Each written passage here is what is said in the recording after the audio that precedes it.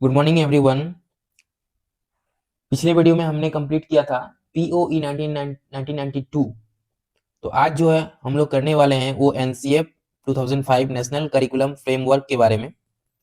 तो पिछले वीडियो जिन्होंने नहीं देखा है वो डिस्क्रिप्शन में जाके देख ले, उसमें लिंक दिया हुआ है और वहाँ पे प्लेलिस्ट दिया हुआ है, जाके सारा वीडियो देख लीजिए प्लेलिस्ट में। और साथ ही साथ आप वीडियो सेक्शन में जाके भी देख सकते हैं। तो आज का टॉपिक है एनसीएफ 2005 का जो आया था, इस करिकुलम के बारे में, नेशनल करिकुलम फ्रेमवर्क। एनसीएफ का फुल फॉर्म क्या है? National curriculum framework. ये एग्जाम में ज्यादा रहता है, तो एनसीएफ का फुल फॉर्म लिखने बोलेगा तो क्या लिखेंगे? National curriculum framework 2005। 2005 में ये इंप्लीमेंट हुआ था। Then what is NCF 2005? 2005 का एनसीएफ जो है वो क्या था? NCF 2005 is a national guideline prepared by NCERT to improve the quality of school education and to make child-centered activity based on stress free। तो एनसीएफ 2005 जो था वो नेशनल गाइडलाइंस था कि एनसीईआरटी द्वारा ये प्रिपेयर किया गया। ये एक नेशनल गाइडलाइन था कि कैसे स्कूल का क्वालिटी को इम्प्रूव किया जा सके और चाइल्ड सेंटर्ड एजुकेशन पे मेनली ध्यान दिया जाए और एक्टिविटी बेस्ड जो टीचिंग है वो एक्टिविटी बेस्ड टीचिंग होना चाहिए और एक स्ट्रेस फ्री टीचिंग होना चाहिए। मीन्स चाइल्ड को स्ट्रेस न लगे। जो यशपाल ने बताया था लर्निंग विदाउट बर्डन, वो यहाँ पे लागू हुआ। लर्निंग विदाउट बर्डन होना चाहिए, स्ट्रेस फ्री होना चाहिए।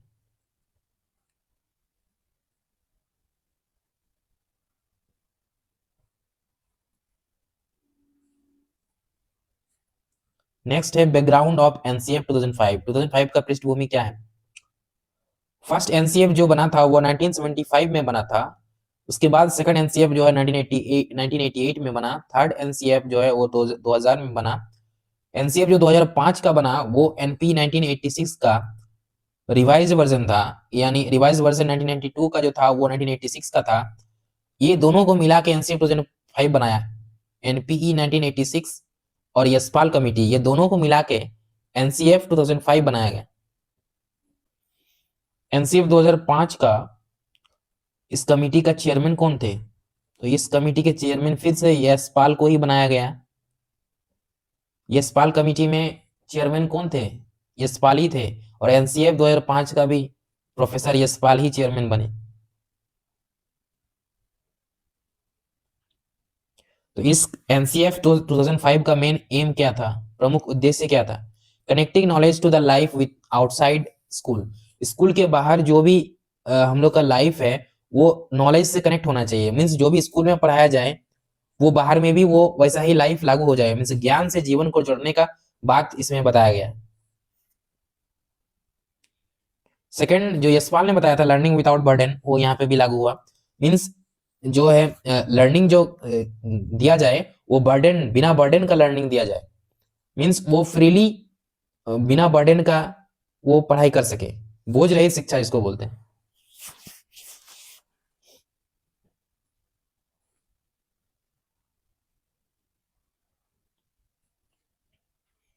नेक्स्ट इसमें मेन एम था वो चाइल्ड सेंटर एजुकेशन। मीन्स बाल केंद्रित शिक्षा होना चाहिए, ना कि टीचर केंद्रित। बाल केंद्रित होना चाहिए, बच्चों को सेंटर्ड। मीन्स दोनों ही बात पे ध्यान होना चाहिए। मीन्स स्टूडेंट भी टीचर का ध्यान दे और टीचर भी स्टूडेंट। मीन्स यहाँ पे एक्टिविटी बेस्ड स्टडी की बात किया जा रहा है। एक्टिविटी बेस्ड मतलब जैसे कि थ्योरी पे ही बेस्ड नहीं होना चाहिए, प्रैक्टिकल पे भी बेस्ड होना चाहिए। एक्टिविटी करके दिखाना पड़ेगा इसमें टीचर को। तो इसमें एक्टिविटी बेस्ड का बात किया गया है। और ये चाइल्ड सेंटर्ड एजुकेशन का मतलब होता है कि दोनों तरफ से होना चाहिए। मीन्स टीचर ही समझाया जा रहा है वैसा नहीं, स्टूडेंट इंटरेक्टिव होना चाहिए। यानी इस स्टूडेंट जो है वो भी क्वेश्चन कर सके टीचर को और टीचर जो है वो भी बता सके उसका। उस तरह का होना चाहिए जैसे ग्रुप डिस्कशन में होता है, उस तरह का एजुकेशन इसमें बताया गया। क्वेश्चन आंसर सेंट्रिक होना चाहिए। फोर्थ है कंस्ट्रक्टिव अप्रोच, रचनावादी दृष्टिकोण पे भी इसमें ध्यान दिया गया।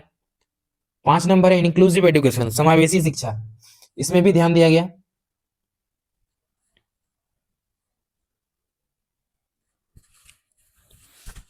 नेक्स्ट है learning by doing. Learning by doing मतलब सीखे किससे? करने के बाद सीखे। Means doing, doing by learning. Learning by doing मतलब होता है कि देख के सीखे, डूइंग करके सीखे। उस तरह का अभी इसमें एम दिया गया है। Group work, group discussion, group work, ये सब भी इंक्लूड कर दिया गया। रोल ऑफ टीचर क्या था? रोल ऑफ टीचर एक फैसिलिटेटर के रूप में, एक फैसिलिटेटर्स के रूप में आप स्टूडेंट को ये कीजिए, ना कि आप टीचर्स के रूप में भी और फैसिलिटेटर्स के रूप में भी ध्यान दिया जाए स्टूडेंट को, इसमें ये बताया गया। फैसिलिटेटर्स का मतलब यहाँ पे मार्गदर्शक का बात किया गया, शिक्षकों कैसे भूमिका के मार्गदर्शक, शिक्षा की भूमिका क्या था, शिक्षक की भूमिका मार्गदर्शक के रूप में था। नेक्स्ट है curriculum areas suggested by NCF 2005। NCF 2005 का कुछ क्या क्या सजेस्ट किया करिकुलम, उसके बारे में जानते हैं। पहला है लैंग्वेज एजुकेशन, मीन्स इसमें बताया गया कि लैंग्वेज एजुकेशन होना चाहिए, जैसे कि इंग्लिश हिंदी जो लैंग्वेज है वो होना चाहिए। सेकंड है मैथमेटिक्स को भी इंक्लूड किया जाए। थर्ड है साइंस को भी एजुकेशन में ऐड किया गया लैंग्वेज में। फिर सोशल साइंस को ऐड किया गया, वर्क आर्ट एजुकेशन को भी ऐड किया गया, कार्यकला और शिक्षा को भी ऐड किया गया इस एजुकेशन पॉलिसी में। हेल्थ एंड फिजिकल एजुकेशन को भी ऐड किया गया इसमें। नेक्स्ट है इसमें इवैल्यूएशन सिस्टम यानी मूल्यांकन प्रणाली क्या क्या है। कंटिन्यूअस एंड कॉम्प्रिहेंसिव इवैल्यूएशंस, इसमें है कि कंटिन्यूअस इवैल्यूएशंस होना चाहिए, एक स्टूडेंट का कंटिन्यूअस और कॉम्प्रिहेंसिव इवैल्यूएशंस टीचर कर सके, ऐसा इसमें बताया गया है कि टीचर्स को इवैल्यूएशंस कॉम्प्रिहेंसिव इवैल्यूएशंस करना पड़ेगा, कैसा पढ़ रहा है कैसा नहीं पढ़ रहा है, इसको कंटिन्यूअस इवैल्यूएशंस करते रहे, चेक करते रहे। No fear based exam, means exam आया तो उसके डर ना जाए, ऐसा उन लोगों को पहले से पढ़ाया जाए ताकि डर ना लगे एग्जाम आने पर। उसको एक मार्गदर्शक टीचर, एक जो मार्गदर्शक के रूप में उसको समझाए पढ़ाए अच्छे से, ताकि अच्छे से पढ़ाए ताकि वो जो है एग्जाम का डर जो है वो ना रहे स्टूडेंट पे। फोकस ऑन फॉर्मेटिव असिस्टमेंट, एक असिस्टमेंट पे ध्यान दिया जाए, बीच बीच में टेस्ट लिया जाए। थर्ड है इसमें लैंग्वेज पॉलिसी इन एनसीएफ 2005। 2005 में एनसीएफ में क्या क्या था, इस शिक्षा नीति में क्या क्या पॉलिसी था, क्या क्या लैंग्वेज इसमें लगा, तो इसमें 3 लैंग्वेज फॉर्मूला था। यानी पहले तो मदर टंग जानना जरूरी है, फिर और 2 लैंग्वेज आप सीख सकते हैं, इसमें 3 लैंग्वेज का इसमें प्रावधान किया गया है, 3 लैंग्वेज फॉर्मूला अप्लाई किया गया है। पहले तो आप मदर टंग अपना जो है वो, फिर इंग्लिश कंपलसरी, इंग्लिश एक तो रखना पड़ेगा, फिर और एक दूसरा सब्जेक्ट आप रख सकते हैं, तो इसलिए 3 लैंग्वेज फॉर्मूला इसमें दिया गया। Role of teacher according to the NCF 2005, NCF 2005 के अकॉर्डिंग टीचर का रोल क्या रहेगा। Teacher act as a facilitator, teacher जो है वो गाइड की तरह काम करेगा, एक फैसिलिटेटर की तरह काम करेगा और एक को लर्नर की तरह काम करेगा। मींस टीचर जो है, शिक्षक जो है वो मार्गदर्शक के रूप में काम करेगा, सह अधिगामी के रूप में काम करेगा या फिर सहयोगी के रूप में काम करेगा टीचर। तो आइए जान लेते हैं इसका मेरिट क्या था एनसीएफ 2005 का। प्रोमोट चाइल्ड सेंटर एजुकेशन, पहला तो ये चाइल्ड सेंटर एजुकेशन की बात की, मींस बाल केंद्रित शिक्षा को बढ़ावा दिया गया इसमें। रिड्यूस रोट लर्निंग, यानी रट के नहीं, रटवाना नहीं है इसमें, रटवाने का कोई बात ही नहीं किया गया, कोई जिक्र ही नहीं है रटवाने का। यहाँ सीधा है उसको, बच्चे को जो है वो सिखाइए आप, ना कि रटवाइए।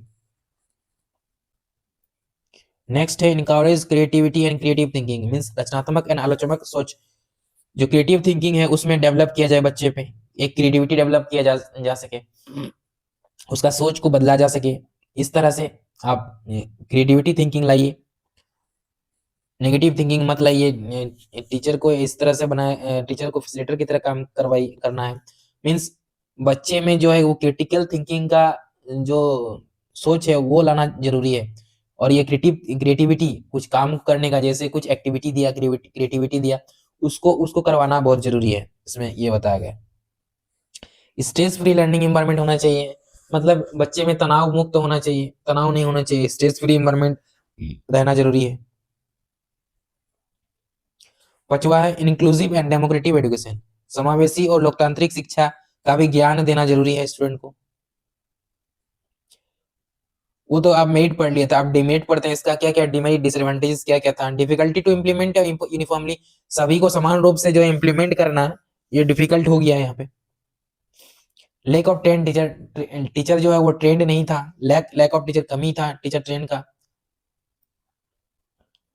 नेक्स्ट है इंफ्रास्ट्रक्चर कंस्ट्रेंट, यानी आधारभूत सुविधाओं की कमी हो गया, इंफ्रास्ट्रक्चर की कमी होने लगा। टाइम कंज्यूमिंग टीचिंग मेथड, यहाँ पे जो टीचिंग मेथड बनाया गया वो टाइम कंज्यूमिंग था, ज्यादा टाइम ले रहा था।